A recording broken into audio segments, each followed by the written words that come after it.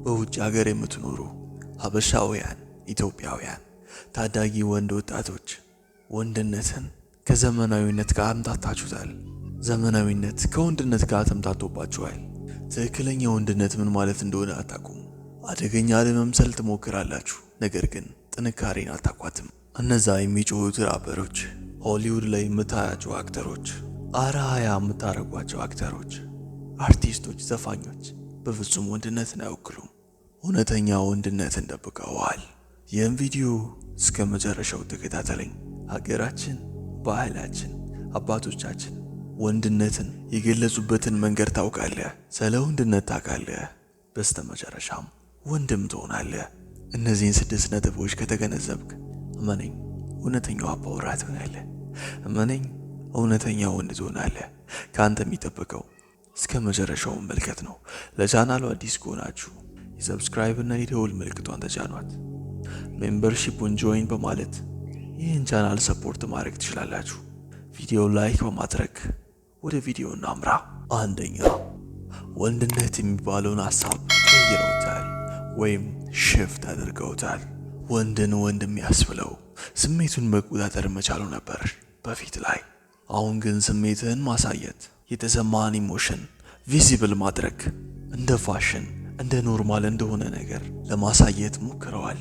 ኢሞሽንህን በመቆጣጠር ፋንታ ኢሞሽን እንድታወጣው እንዳትቆጣጠረው እንድትገልጸው ትገፋፋለህ። ለዚህም አብዛኛው ወጣት በታዳጊነቱ መጥፎ ነገሮችን ሲያደርግ፣ ሱስ ውስጥ ሲገባ፣ እንዲሁም ራሱን የመግደል ሙከራ ሲያደርግ ይስተዋላል። ይህን ሐሳብ ቀይረውታል። ነገር ግን ትክክለኛ ወንድ በባህላችን መሰረት ራሱን የሚቆጣጠር ወንድ ነው። ራሱን የሚገዛ ወንድ ነው። የምዕራባውያን ካልቸር ከፊዚካል ስትሬንግዝ ይልቅ ሶሻል ኢንተለጀንስን ያስበልጣል። ከአካላዊ ጥንካሬ ይልቅ ማህበራዊ ህይወት ላይ ጎበዝ እንድትሆን ይመረጣል። ለዚህም ነው ታዋቂ ሰዎች ከስክሪኑ ውጪ ተራ ሰው የሆኑት። ከስክሪኑ ውጪ ልታያቸውም ሆነ ልታወራቸው አትፈልግም፣ ምክንያቱም ውስጣቸው ባዶ ነውና። ባህላችን ግን ጥንካሬን፣ አካላዊ ብቃትን፣ ጠባቂነትን፣ አባወራነትን ታበረታታለች። ምንጊዜም ቢሆን እንዳትሳሳት፣ ወንድ ልጅ ራሱን ሁሌ ይገዛል። ያም ትክክለኛ ጥንካሬው ነው። ዘመናዊነት አያታልህ። ሁለተኛ፣ ክብር የሚመጣው በስራህ እንጂ በፎሎወሮች ወይም በተከታዮች አይደለም። አንድ ነገር ልብ በል። ያንተ የተከታዮች ብዛት፣ የፎሎወሮች ብዛት አንተን አይገልጽም። አንተ ማለት ፎሎወሮች አይደለም፣ ፎሎወሮችም አንተን አይደሉም። ዘመናዊ ጨቅላ ወንዶች የሚሳሳቱት እዚህ ጋር ነው። ብዙ ፎሎወር መያዝ፣ ብዙ ተከታዮችን ማፍራት እንደ ትልቅ ስኬት ነው የሚቆጥሩት። ተከታዮችንም ለማግኘት ክብራቸውን ዘወር ያደርጋሉ። አዋቂ ለመሆን ሳይሆን ታዋቂ ለመሆን ነው የሚሞክሩት። ግን ልብ በል፣ ይህ ልዩነት እንዳትረሳ። ተከታዮች ወይም ፎሎወሮች ያዩት ነገር ላይ ወይም ያሳያቸው ነገር ላይ ነው ሪያክት የሚያደርጉት። ባሳያቸው ነገር ነው የሚያወሩት። ነገር ግን ክብር ካለ አንተ እነሱ ጋር ባትኖርም እነሱ ጋር ባትሆንም ያለህ ስም ስላንተ ጥሩ ሲናገር ማለት ነው። ፎሎወር መያዝ መጥፎ ነገር ነው እያልኩ አይደለም፣ ግን ከፎሎወር በፊት ክብር ይቀድማል። ራስን ያስከበርክ ሰውን፣ ለራስህ ክብር ያለው ወንዱን ዘለ አብደ አስጠሊታ ነገር ሰርተ ፎሎወር ልታገኝ ትችላለህ። ነገር ግን ክብርን ለማግኘት የተሻለውን ሰው ልትሆን ይገባል። ክብርን ለማግኘት የሚከበረውን ሰው ልትሆን ይገባል። እውነተኛው ሀበሻ እንዲህ የምታያቸው ቲክቶክ ላይ የምታያቸው ጩጬዎች እያልኩ አይደለም። እውነተኛው ሀበሻ ከተከታዮች ይልቅ መጀመሪያ ክብርን ያስቀድማል። ክብር ሲኖረው ብቻ ነው ተከታዮችን የሚያፈራው። ይህን ነገር ጭንቅላት ላይ አስቀምጠው፣ ምክንያቱም እውነተኛው የወንድነት መንገድ ነውና። ሶስተኛ፣ መጥፎ ካራክተሮችን አትከተል። በምዕራባውያን ካልቸር መጥፎ ካራክተር ወይም ቪላን የሚባለው ገጸ ባህሪ ሲሞገስ፣ ሲበረታታ፣ ፊልም ሲሰራለት፣ ሲዘፈንለት፣ ሲወደስ ተመልክተሃል። ምናልባትም እነዛ ቪላኖች በፊልሙ ላይ በጣም ጠንካራ፣ በጣም ትልቅ ሆነው ይታያሉ። ግን እውነተኛው ዓለም ላይ ያን ካራክተር፣ ያን ገጸ ባህሪ መሬት ላይ ላወርደው ብትል እመነኝ አንተ ነፍስህን ታጠለሻለህ። ነፍስህ ኮራፕትድ ነው የምትሆነው። ጭካኔያቸውን፣ የማኒፑሌሽን ቴክኒካቸውን፣ ኢሞሽናል ኮልድነሳቸውን አይተህ ልትሳብ ትችላለህ። እመነኝ፣ ይህ ነገር ነፍስን ይበረዛታል። ይህ ነገር ነፍስን ያቆሽሻታል። ኪንግ ቮንን ነው አይደለም ያሞግሱት። ያ እየዘረፈ ስለመዝረፉ የሚዘፍነውን ሰው ነው መሆን አይደለም የምትፈልግ። የእሱ ታሪክ ሊመስጥህ ይችላል፣ ሊያስደስትህ ይችላል ይመስለኛል። ስለሱ ታሪክ በደንብ ታውቃለህ። ይህ ሰው 30 ዓመት እንኳን አልኖረም። በወጣትነቱ ነው የተቀጨው። ማንም አያስታውሰው። ምናልባት ይዘፍኑለታል፣ ያሞግሱታል፣ እንደሱ መሆን ይፈልጉ ይሆናል። እመነኝ፣ ከጥቂት ዓመታት በኋላ ይህ ሰው ተረስቷል። በቪላን ካራክተሮች አትመሰጥ፣ ምክንያቱም ነፍስን ያቆሽሿታልና። በዚህ ዓለም ላይ ትልቁ ስኬት ጥሩ ነፍስ ይዘህ እንደመጣ ጥሩ ነፍስ ይዘህ መመለስ ስትችል ብቻ ነው ትልቁ ስኬት የሚባለው። መልካም ሰው ሁን። ጥሩ ሰው ሁን እያልኩ አይደለም፣ መልካም ሰው ሁን። መልካም ሰው መልካም የሆነው በምርጫው ነው። እሱ እንደ አንበሳ ጠንካራ ነው፣ እንደ በግም ልስልስ ነው። ጨካኝ መሆን ይችልበታል፣ አደገኛ መሆን ይችልበታል። ግን አደገኛ የሚሆነው ሲገደድ ብቻ ነው። ይህን በጭንቅላት አስቀምጠው። መልካም ሰው ልትሆን ይገባል። እነዛን ቪላን ካራክተሮች አስወግድ። አራተኛ፣ አርያ የምታረጋቸውን ሰዎች ላይ እርግጥ አሁን ላይ አርያ የምታረጋቸው ሰዎች ሙዚቀኞች፣ ዘፋኞች፣ የፊልም አክተሮች አብዛኞቹ እንደዛ ናቸው።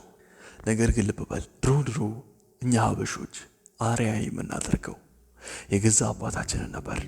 በመንደራችን ላይ ያሉ ጠንካራ ሰዎችን ነው። በጎሳ ውስጥ ያሉ ጀግና ወንዶችን ነበር አርያ የምናደርገው። እዚህ ጋር ልብ በል፣ አርያ የምታረገው ሰው አይደል የምታረገው ሰው ያንተ መጨረሻ ነው፣ ያንተ መዳረሻ ነው፣ ያንተ ፋይናል ፖይንት ነው። ስለዚህ ተጠንቀቅ።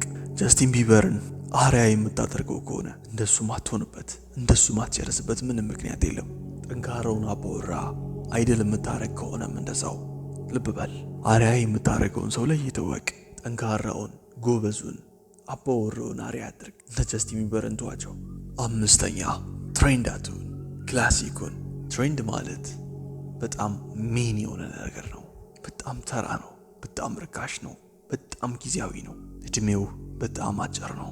የሆነ ሰዓት ላይ የሚያስደስት ሊሆን ይችላል። ነገር ግን ከጥቂት ሳምንታት በኋላ ያ ነገር አልፎበታል። ያ ነገር ኤክስፓየር አድርጓል። ክላሲክ ግን ምንጊዜም ቢሆን ክላሲክ ነው። ከዛሬ 5 ዓመት በፊትም ቶፕ ነበር። ከዛሬ 5 ዓመት በኋላም ቶፕ ይሆናል። እድሜ ዘመን አይሽረውም። ሁሌም ውብ ነው። ምዕራባውያን በትሬንድ ነው የሚያታልሉ። አባቶቻችን እውነተኞቹ አበሾች ግን ክላሲክ የሆነውን ነገር ነው እንድንመርጥ እንድንይዝ የሚያደርጉት።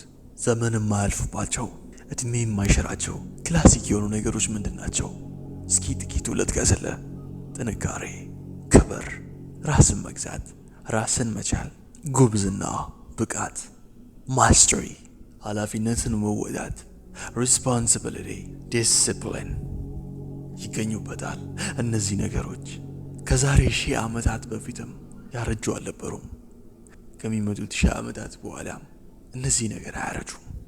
ልብ በል፣ ትሬንድ የሚባሉት ነገሮች ምን ናቸው? በጣም ቀላል፣ ርካሽ፣ ሁሉም ሰው ጋር የሚሆኑ ሁሉም ሰው ጋር የሚዳረሱ ነገሮች ናቸው። ሰቻስ ቫይራል ልትወጣ ተብሎ የሚዘጋጁ ዲዛይኖች፣ የምትጠቀማቸው ስልኮች፣ ለሪያክሽን ተብሎ የሚዘጋጁ ነገሮች፣ ቀላል የሆኑ ነገሮች፣ ሁሉም ሰው ጋር መዳረስ የሚችሉ ነገሮች፣ እነዚህን ክላሲክ እንላቸዋለን። እነዚህ ተራ ናቸው። ተራ ናቸው። ነፍስን ዝቅ የሚያደርጓት ነገሮች ናቸው። እውነተኛው ወንድ ክላሲክ የሆነውን ነገር ያሳድዳል። ስቴይ ክላሲክ ብራዘር። ስድስተኛና የመጨረሻው፣ ማን እንደሆንክ አትርሳ። ሪመምበር ሁ ዩ አር። ለዚህ ትክክለኛ ምሳሌ የሚሆነን ሀረግ ነው። ሀረግ ወይም አይቪ ወይም ሀረግ የትኛውም ግድግዳ ላይ ታየዋለህ። ያን ሀረግ ጎትተህ ለመንቀል ሞክር። ያ ሀረግ በጣም ጠንካራ ይሆንብሃል።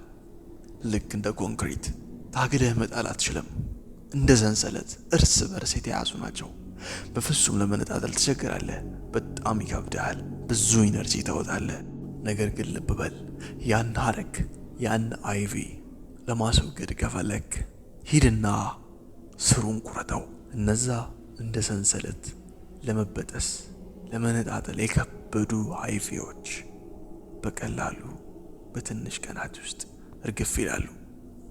ምን ልመሰለህ፣ የሰው ልጅ ስሩን ካጣ በቀላሉ ይወድቃል። በቀላሉ ራሱን ይረሳል። በቀላሉ ተሰባሪ ነው። ምዕራባውያን ይህን ነው አንተ ላይ የሚያደርጉት። ማን እንደሆንክ እንድትረሳ ያደርገዋል። ከየት እንደመጣ እንድትረሳ ያደርገዋል። ስር መሰረትህን እንድትተው ያደርገዋል። ያኔ አንተ እኛንም እነሱንም አይደለም መሀል ላይ ትቀራለህ። በቀላሉም ትወድቃለህ። የመጣህበትን አትርሳ እያልኩ ያለሁት የመጣህበትን አውሮፕላን አትርሳ አይደለም፣ ከየት እንደመጣ አትርሳ እያልኩ ነው። አባትህን ጠይቅ፣ እናትህን ጠይቅ፣ ስለ አያቶችህ ጠይቅ፣ ስለ ቅድመ አያቶችህ ጠይቅ። ታሪክን መርምር፣ ታሪክን አጥና። ከምታስበው በላይ ብዙ ጀግኖች፣ ብዙ ጦረኞች፣ ብዙ ሊቃንን ታገኛለህ። ከየት እንደመጣ አትርሳ፣ ማን እንደሆንክ አትርሳ። ያኔም ትክክለኛው አባወራ ያልኩን ነገር በጭንቅላት አስቀምጥ። ይህ ሀበሻን አስለው። ምንጊዜም ቢሆን እውነት እና ምክንያታዊነት። ይህን ቻናል ሰፖርት ማድረግ የምፈልጉ ከሆነ ሜምበርሺፑን ጆይን በማለት ሰፖርት ማድረግ ትችላላችሁ።